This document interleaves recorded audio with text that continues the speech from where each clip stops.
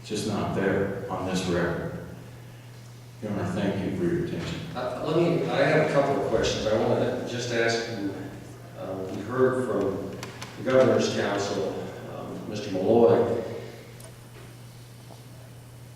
while not attempting to summarize his whole presentation, it seems to me that he certainly did say that the situation that gave rise to this statute was the O'Keefe-Brown situation, where they were actually using state money to run these public service type announcements. Is that, let me just clarify, are you familiar with the O'Keefe-Brown situation?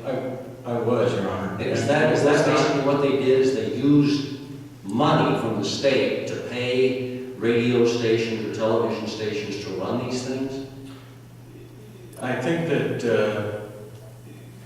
the legislative history indicates that Senator Dave Lewis and Senator Cooney and others who were here and actually dealing with those issues from their respective sides of the aisle discussed, is this simply a matter about the source of the funds? Right. Because Senator Cooney pointed out, I think correctly, that Secretary of State Brown received, after the fiasco in Florida, received federal funds under the Congressional Act to update voting records, that we wouldn't be able to prevent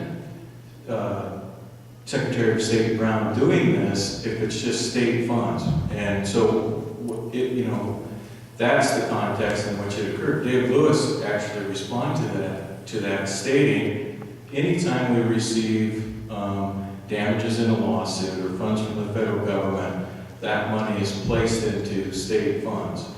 And it is, I think it's fair to say that the overarching assumption was you weren't going to use state funds for any reason, whether it was in the production, distribution, or mere purchase of the time or space. And it would be, as a newspaper guy, I think it's absurd to say public service announcement costs money to purchase. They don't. Every radio station allows a certain number of spots per hour. Maybe, I think it's twice an hour.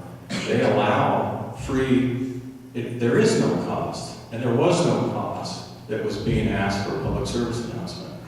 So, government wants to put a different spin on it and say, well, man, we pump out, our flag pumps out public service announcements all the time and it costs us money. All that means is, in the reality, media is charging them for what is really an ad. But there are rules here that media follows, and it's a common industry standard what qualifies as a true public service announcement and what doesn't.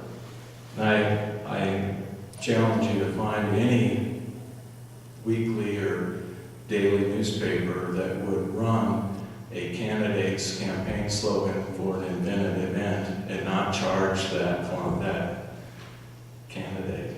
So let me just pursue this a little bit further, so I understand. Wasn't the situation with O'Keefe and Brown that they were actually giving money to the stations to run whatever they ran? In other words, it wasn't just that the announcement was put together with state people and state funds, but were they in those instances saying, here, radio station, we want you to run it, and we're going to pay you to run it? Your Honor, I can't answer that. Okay. I can tell you this, that my recollection is, and I don't mean to pick on Mr. O'Keefe.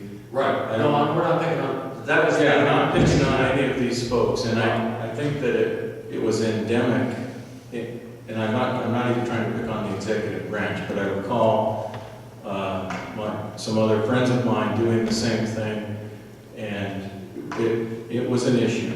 And some of them, you did what the governor did, an MP3 player perhaps, but what they were actually doing, I think, was hiring professional outfits to put makeup on, to get in front of a camera.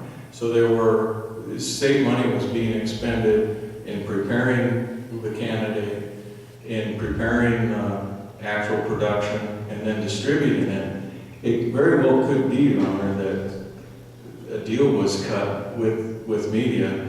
You run these twice for free, and then we'll pay you for a certain run afterwards. But the legislators here actually talked about how this was going to work. And they talked about that issue that you've raised. And it was, in my recollection is, Joe Trapelia specifically said, look, this cuts them off right at the knees. I don't want taxpayer money to be spent for these ads. This prevents them from using it for any purpose. If you take the governor's interpretation, you don't give effect to what Joe said this bill would do. Joe's, a fellow Democrat, said in no uncertain terms that this bill would prevent any use of state funds for any of these ads, whether it's like this or in the circumstance you're talking about, direct payment. The problem with that payment argument, as we briefed, is that you'd have to insert some words that don't exist there. And let me ask you just, I want to make sure I understand the travel issue. You've raised the travel issue that there was, apparently coming from the governor's office, a proposed amendment to this law that would have exempted travel PSAs, that the governor could make travel PSAs. Now, my question to you is, to the extent that you know, are we talking about an actual PSA that the governor would make and then the radio station could choose or not choose to run? Or were these travel things that were being discussed another situation where the state of Montana was paying these stations to run the ad? Your Honor, I think it's a mix. I think that the prima facie case here is the airing of the radio announcement, and that was discussed. And just for a clear record, the governor twice tried to amend this within days of becoming governor. He was forecasting his second run. He was trying to get some leeway, and it was discussed that and I'm not sure how the administration works on this, but there are facilities, equipment, supplies, and people who we pay state funds to assist and coordinate and create those PSAs. In addition, I think they hire professionals to put the makeup on the governor and to do the lighting and edit it to the music. And so they made it real clear.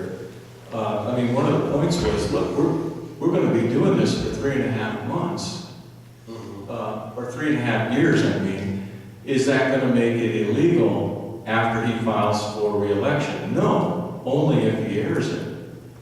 So here, though, the question is it's real neat, it's real clean. These ads aired on radio. People heard them.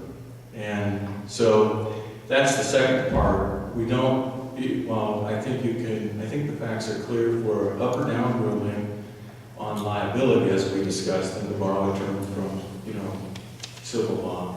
The damages, as it were, the penalty phase, I think is going to require some confirmatory discovery. And I think the governor probably would be forthcoming. Here are the radio stations we sent them to. And it would be a simple matter to find out how many times they aired. It'd probably be a simple matter to determine how much state time and money, how much money was spent in the production and distribution and to obtain some restitution. I have one other question, just on a fact issue. You've raised a couple of fact issues that you allege need to be addressed.